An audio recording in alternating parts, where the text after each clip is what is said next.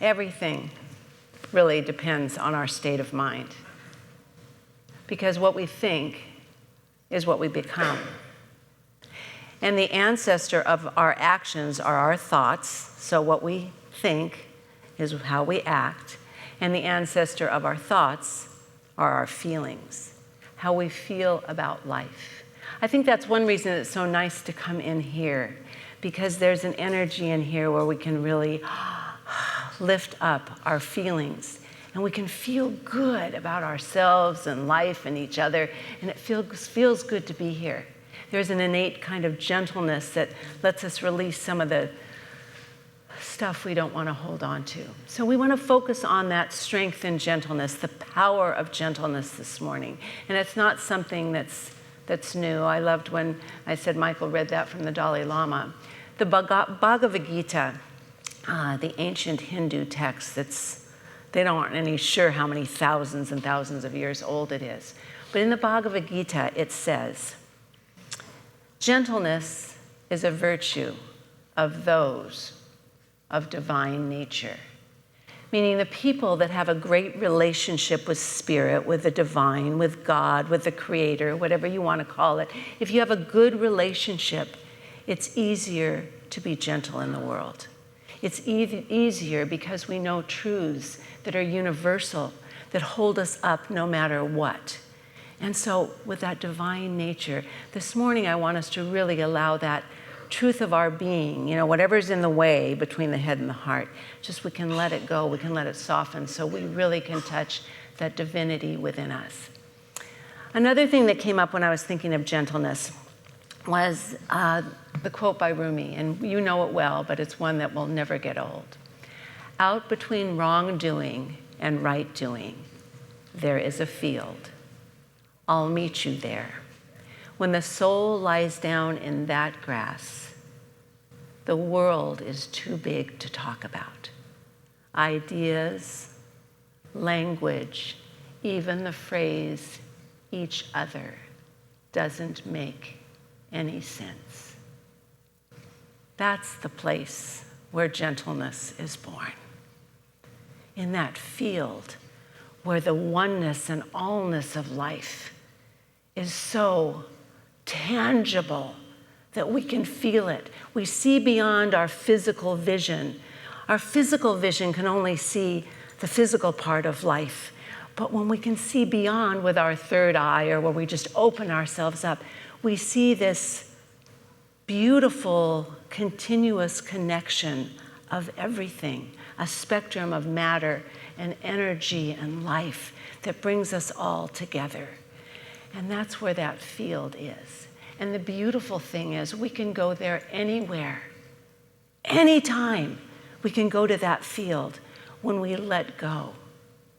When we let go and let the truth, the essence, the energy of our real spiritual being, because we are just these spiritual beings that's always there having a human experience, which is for us to learn and grow. Sometimes we get caught up in that physical experience and forget there's something so much greater going on right here and right now. It's here, the greaterness. We just have to open to it. And it isn't always easy because our physical bodies are they're so important to us. Our physical life is so important, but we need a balance between the two for sure. What you think, you become. Do you like that? Yeah. Do you believe it? Yeah. Is it true? Yes. It is. What you think, you become. And one reason we don't see gentleness really activated, well, there's so much gentleness in the world, I won't even say that, but we don't always see it at the top because anger is so much louder. It's so much louder than gentleness, but gentleness is that underlying base for everything. What we know in the world today and all this craziness, I'm not sure I don't even know, I really don't want to know what everybody thinks politically. I don't. But I tell you, I'm vulnerable right now because I love this community so much, and I know we have so many different ideas and feelings. And when I talk to people that believe this way or people that believe that way, they feel that if they don't get their way, the country, the world's going to fall apart. Well, can I tell you something? That is not going to happen. It's not. I have to go back to Julian of Norwich always. You know, those little, I tell them those little pocket words that you keep there. Oof. She lived in the time of the Black Plague. It doesn't get much worse than that, okay? It does not get much worse than that. People were dying all around her, and she still knew, because she kept in touch with her divine nature, that all is well right now and all will be well. Could we just say that? All is well and all will be well. Because I have felt very vulnerable in trying to keep things together. And I know that in 3 weeks, there's going to be half the people that come in really happy and half the people that come in really sad. And we have to keep this divinity, this light. Remember, use me, shine your not light. That's what we need to be doing. We have to remember that we always have God. Right. Forever, always. That's right. We do. Thank you. That's passion. I love that. It's always there. Absolutely. So one of the things and that's, speaking out like that, Eileen, is brave. One of the things of gentleness is the willingness to be vulnerable and open-hearted, because vulnerability is very much a core value of gentleness. Vulnerability, I looked it up, and both Brené Brown, who's the great teacher of that, and Mark Nepo teaches that. It's kind of the thing people are talking about. It's so important in spirituality. It's emotional exposure that comes with uncertainty. Emotional exposure that comes with uncertainty. And vulnerability and open-heartedness are so important to gentleness. Rumi said, our greatest strength lies in the tenderness and gentleness of our heart. And so often our heart gets broken and we get disappointed and frustrated and we have self-doubt about ourselves. We're our worst critics. We're our worst critics. And I don't want to be judged by the worst thing I've ever done. I really don't. But I need to forgive myself instead of holding on to that. We're all works in progress, and we need to be forgiving of ourselves and others.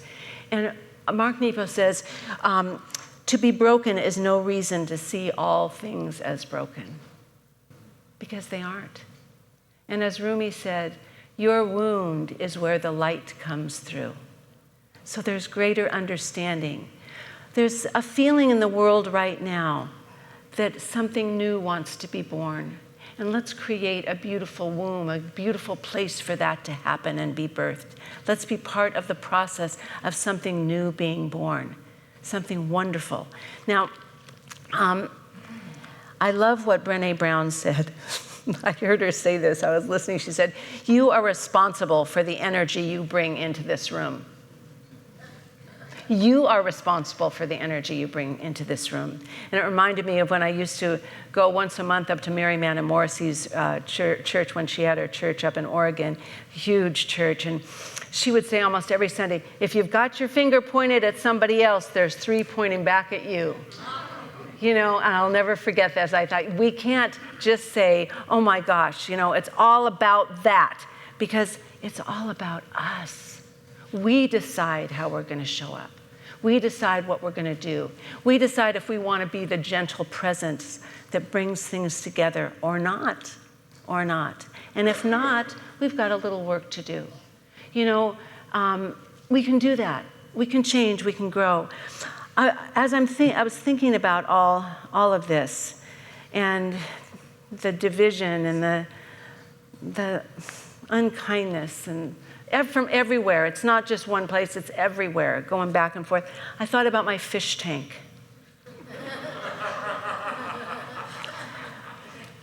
About, I don't know how many years ago, I got a bigger fish tank. I went from 40 gallons that I could clean to a 60-gallon that I can't clean. Kirk doesn't like the 60-gallon. He thinks it's too big for our house, but that's too bad. Anyway, Todd comes to clean my tank. And he came about 6 months ago and forgot to put the dechlor in it. So I came in and all my fish that I'd been collecting for years that had, I like community tanks where all the fish swim together and they love each other and they get along. I love that. Perfect.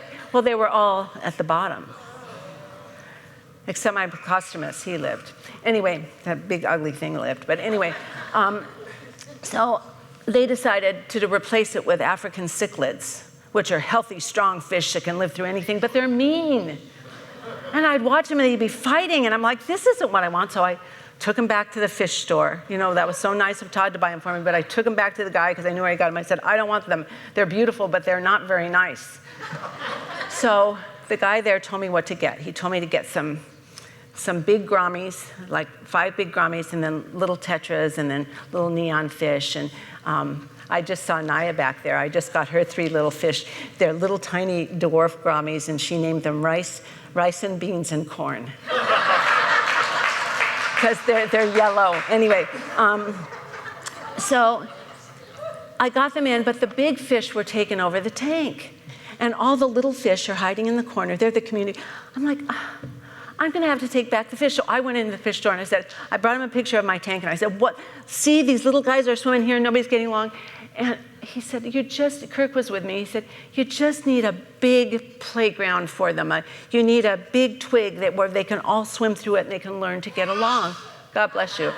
And that's exactly what happened. We put that big branch in there, and the kids all learned. They're swimming together and they're playing.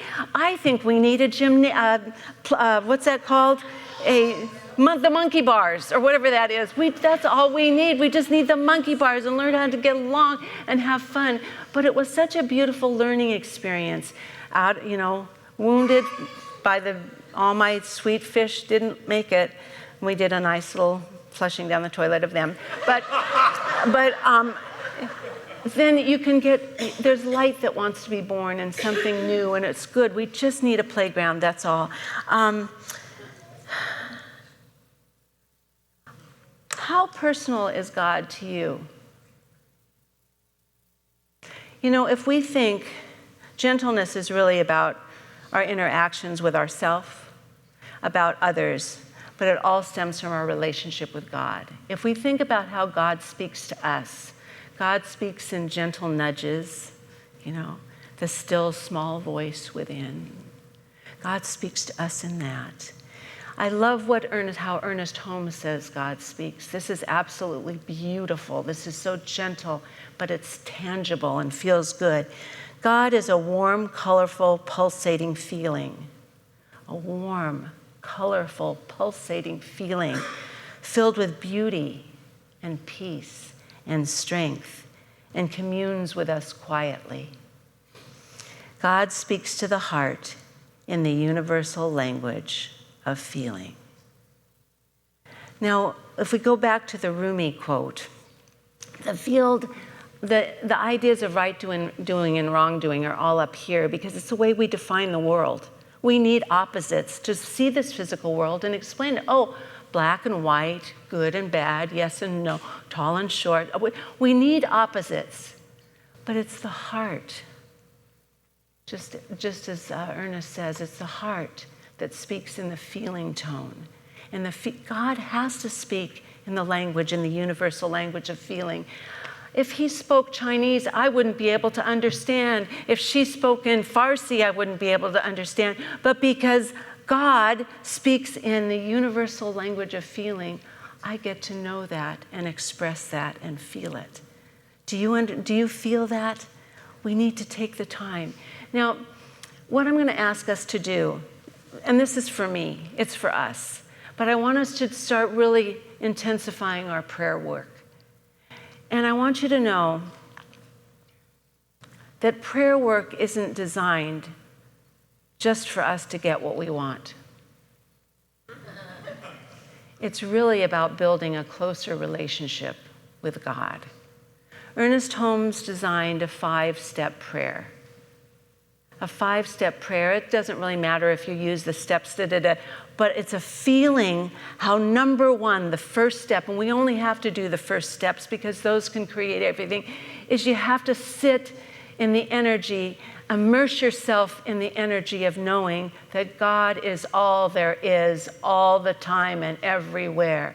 God is, and you sit there until it fills you to the place where you just understand that all there is this spirit of goodness, this spirit of love, this spirit of peace, this spirit of kindness and generosity and gratitude, and all of that is right there.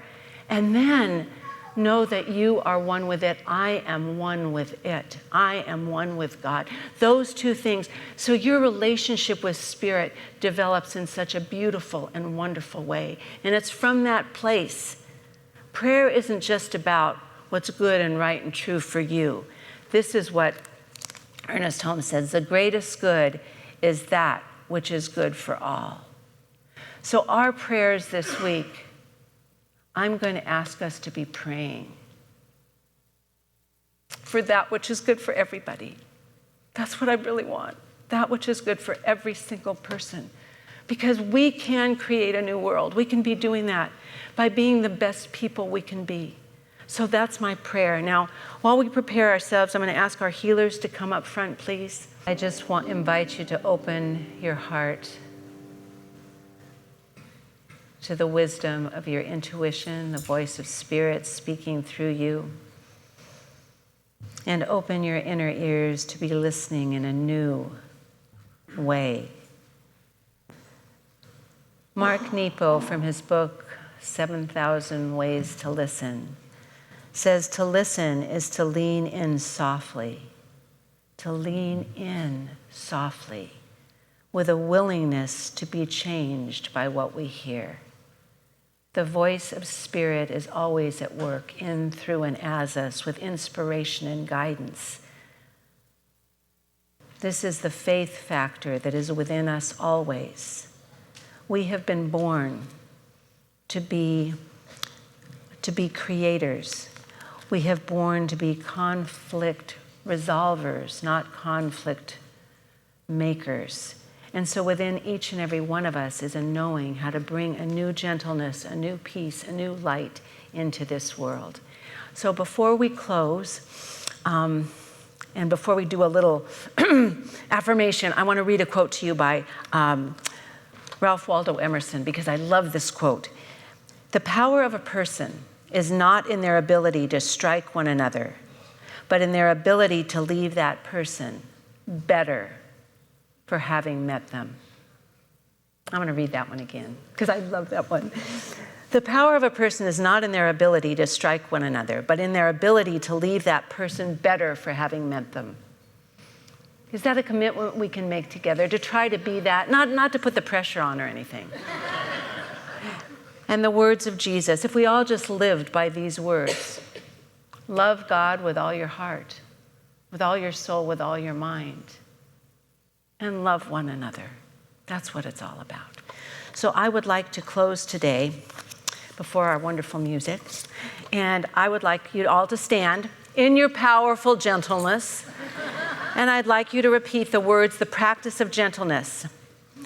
I'll say it first. I make it safe for others to be around me.